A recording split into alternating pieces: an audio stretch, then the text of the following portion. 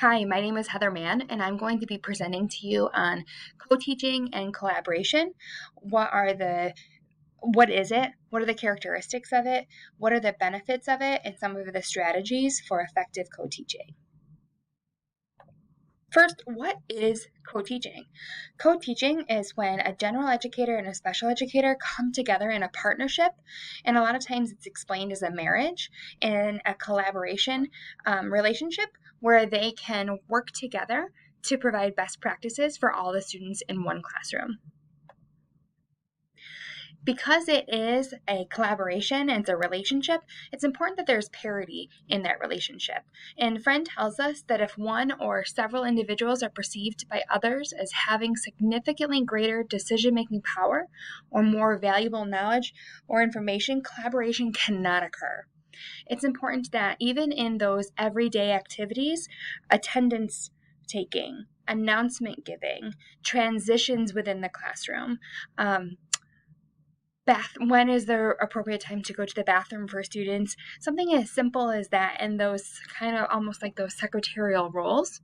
All of that needs to have balance, and all of that needs to be seen as that there's parity in there, so the students realize that not one teacher has more power than the other in the classroom, that they're both equal partners in this classroom community. In a co-teaching partnership, it's important that the educators have shared goals. Now, they don't always have to have the same goals, but they need to at least have one main goal that they share in order to collaborate. Just one that is specific and important enough to maintain their shared commitment. And oftentimes that is the growth or the development of their students and how they perceive that happening, and that they both have the same end goal in mind. In a co-teaching relationship, there's also shared responsibility. They both need to actively engage in planning and decision-making.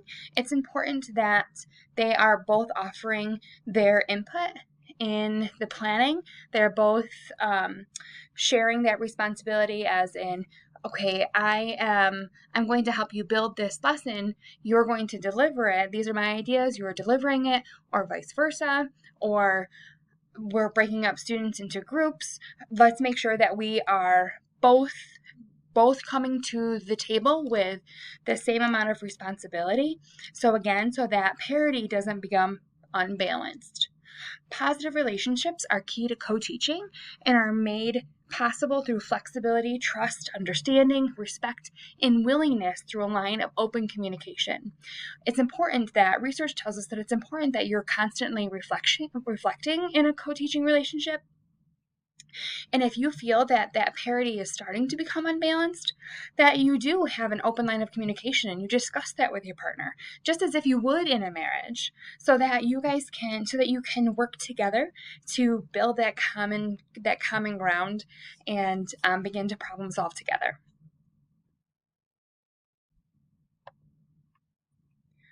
So in the co-teaching relationship, there's also shared resources. So we talked about a general educator and we talked about a special educator. They both come with their own resources and their own expertise. Each partner brings those to the table, and it's important that they share them. As the special educator, it's important that you're sharing the modifications that you would be delivering in a lesson to the general educator, so that she as well can be offering those same modifications to students that need them. Because we are working together as one team in one classroom, and we want to help all of our students succeed, not just our students who have an individualized education program, but all of our students that might need that extra support. Resources can also be shared with families. Taking your co-teacher team and creating a partnership with families is so important, because it helps to build that bridge between school and home. And the main reason to create such a partnership is to help all youngsters succeed in school and in life and in their full potential. And we'll be talking about that more in just a few minutes. So another characteristic is there's shared accountability within the co-teaching partnership. regardless of the outcomes, positive or negative. If we are starting to see that our goals aren't being reached, we need to hold each other accountable and say, okay, what is it that we're doing? What is it that we can be doing differently? How can we take our students up to the next step? How can we do that? And then that's where a common planning time where you can sit and you can reflect, much like research tells us, on how you can reflect together in and on that action so that you can continue to move forward. And just like as if you would, as if it was a single teacher classroom, you would be reflecting. Now you have two educators coming together, reflecting, and putting all that knowledge together. Now, I know as educators, we don't always like to be talked at. So right now, I just want you to pause. Pause. I've given you some things to think about the characteristics of what a co-taught classroom looks like, or what a co-teaching partnership looks like. I want you to go to this Flipgrid. Go ahead and click on that link. Pause this video. And I want you to reflect in there on some of the things that you've seen as, or you've heard about as characteristics of a classroom, a co-taught classroom. Now I want you to take it a step further and start brainstorming, kind of use this Flipgrid as a brain dump for our learning community of what would be some of the benefits of a co-taught classroom. Go ahead, pause the video. I'll wait. Thank you so much for engaging in that learning community so that we can all come together as one and share our ideas. That's how we're going to continue to grow. So now that you've kind of done a brain jump, let's talk about some of those benefits of a co-taught classroom or co-teaching in the collaboration.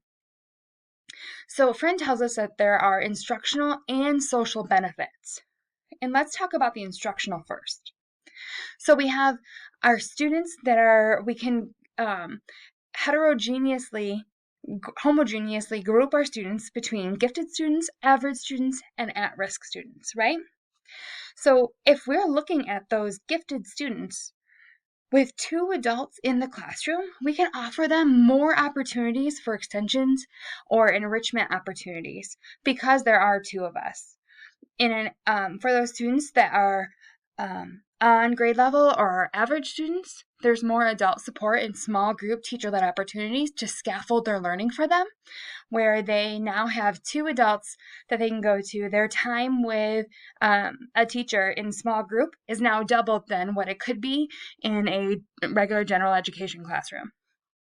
And our students that are at risk, not the ones that are already have an IEP developed for them, but they get the instructional boost that they need to make those academic gains because there are individualized education programs going on within the classroom already.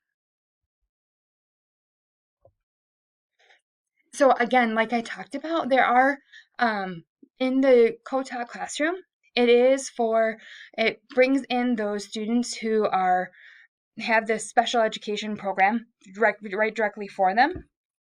And now those students, that stigma is it's taken away from them. They're not leaving the classroom anymore for individualized education program. They're not leaving for those modifications. Instead, they're getting it right there and they're not missing any of that crucial instruction time anymore.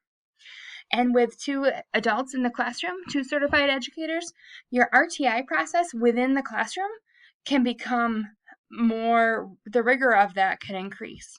Because now I want you to think about our guided reading groups or our guided math groups. And normally you have one teacher-led group that you have to share among everybody. And so you don't necessarily always get to see all of your students every day. In a co-taught classroom, now you have 2 adults who are able to meet with groups of students.